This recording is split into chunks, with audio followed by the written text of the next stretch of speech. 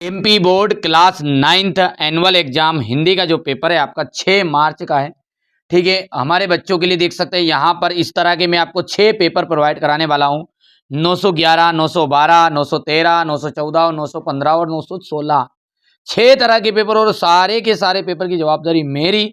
आपको अच्छा स्कोर कराने की जवाबदारी मैंने ली है। ठीक है, ये चैनल आपका चैनल है बेटा, इस पर कभी भी बच्चों के साथ कोई गलत जानकारी शेयर नहीं होगी। आइए तो देर ना करते हुए फटाफट से अपन इस वीडियो को शुरू करेंगे। पूरे की पूरी चीजें देखो, इसके बाद में ये पेपर भी आपके साथ शेयर करूंगा, है ना। ये देख लीजिएगा, ये देखो अब ध्यान से। ठीक है, बहुत सारे वीडियो यहाँ पर दीदी के माध्यम से भी मैं बनवाऊंगा बेटा, क्योंकि समय नहीं है थोड़ा सा और कुछ नहीं है, तो इस वजह से। तो चलिए शुरू करते हैं और फटाफट से समझते हैं अपन। यहाँ पर सेट ई को समझाने वाला हूं मैं, सेट ई को। चलिए पहला प्रश्न पढ़ते हैं कि किस समास में दोनों पद प्रधान होते हैं। तो यहाँ पर आपका जो है द्वंद्व समास है। रस के जो अंग होते हैं वो कितने होते हैं, देखो रस के अंग 4 होते हैं, विभाव, अनुभाव, स्थायी भाव और संचारी भाव। ठीक है, ध्यान रखना है, कॉन्सेप्ट को क्लियर कर लोगे ना, मेरी जवाबदारी, आप तो चिंता मत करो। ठीक है, मैंने जैसे संस्कृत में बताया था नहीं, वही क्वेश्चन आए हुए हैं, देख लो आप तो मिलान कर लो भले। ठीक है, हिंदी पद्य साहित्य का जो काल है वो कितना है। ठीक है, तो रीति काल यहाँ पर है, तीसरा काल, पहला काल है आदिकाल, दूसरा है आपका भक्ति काल, चौथा है आपका आधुनिक काल। ये ध्यान रखना, इनमें से 100% आएगा ही आएगा। कोई सा भी पूछ लेगा, किसी सेट में कोई बदल के पूछ ले, कोई दूसरा पूछ ले। सन 1967 में पुनपुन नदी का पानी घुस गया था राजेंद्र नगर में। कबीरदास जी की जो भाषा है वो क्या है आपकी, सदुक्कड़ी है। छुरी के जो ने दोनों बेलों को कहाँ भेज दिया, तो सासरे भेज दिया था भैया, लरे घूम का कौन कहीं करे वहां की जगह। ठीक है, तो देख सकते हो बेटा ये सेट ई है आपका है। ठीक है, कुछ चीजें ऐसी होती है जिसको स्पष्ट रूप से नहीं किया जा सकता। मेरी जवाबदारी, आप तो मेरी जवाबदारी यार, मैंने कहा ना आपको चैनल पर पूरी चीजें मिलेगी।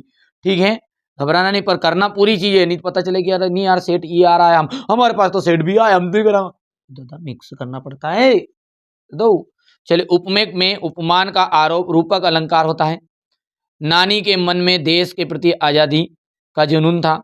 खुलेगी साकल बंद द्वार की, वे शब्दांश जो शब्द के आरंभ में लगते हैं उपसर्ग कहलाते हैं। मात्रिक छंद में मात्राओं की गणना होती है।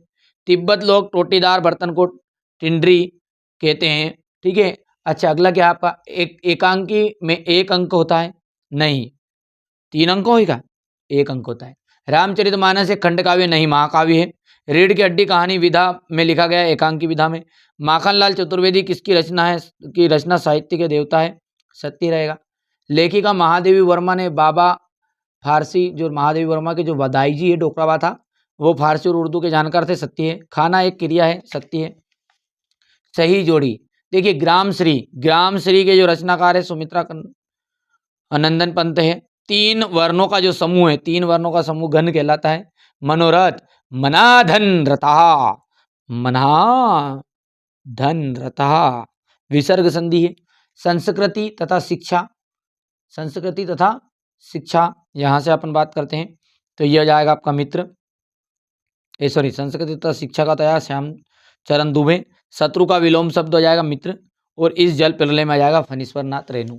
फटाफट आप तो देखो, देखते जा बटाए ना, ये चीजें भर दी है, ये देखो स्क्रीनशॉट ले लो आप तो बढ़िया से। ठीक है, ले लिया। अब देखिए पद्य साहित्य के इतिहास को कितने कालों में बांटा गया है। भक्ति काल के कोई 2 प्रमुख कवियों के नाम और उनकी एक रचनाएं आपको बतानी है। रसखान और माखनलाल चतुर्वेदी के लिए भाव सौंदर्य।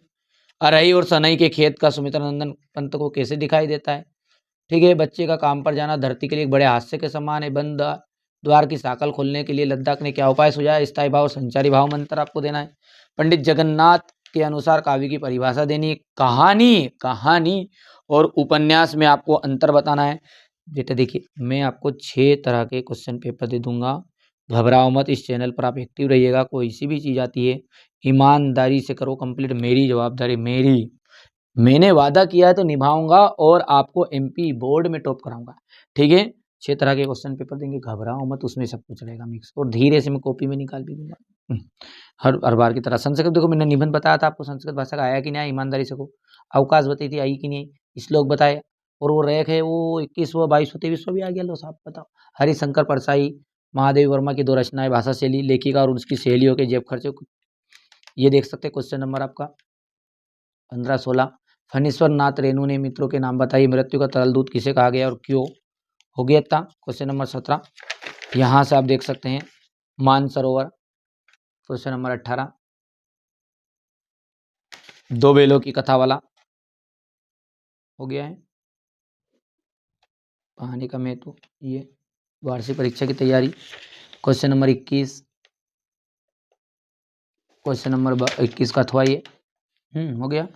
ये यहाँ से आप देख सकते हैं, रहेगा ध्यान। क्वेश्चन नंबर 22 के बाद में ये रहा आपके पास में 23। बेटा शाला शुल्क मुक्ति और स्थानांतरण दो ही करके जाना है। और यदि अपन बात करें जीवन में खेलों का महत्व और विद्यार्थी जीवन में अनुशासन, दोनों के अलावा निबंध आ जाए दूसरा तो कह देना आप, तो गारंटी मेरी, ठीक है ना। तो ये मैंने आपको सेट ई था, ये सेट ई, इस चैनल पर एक्टिव रहिएगा, ठीक है। 911 जो रहता है सेट ए कहलाता है, 912 सेट बी, सेट सी, डी, ई, एफ।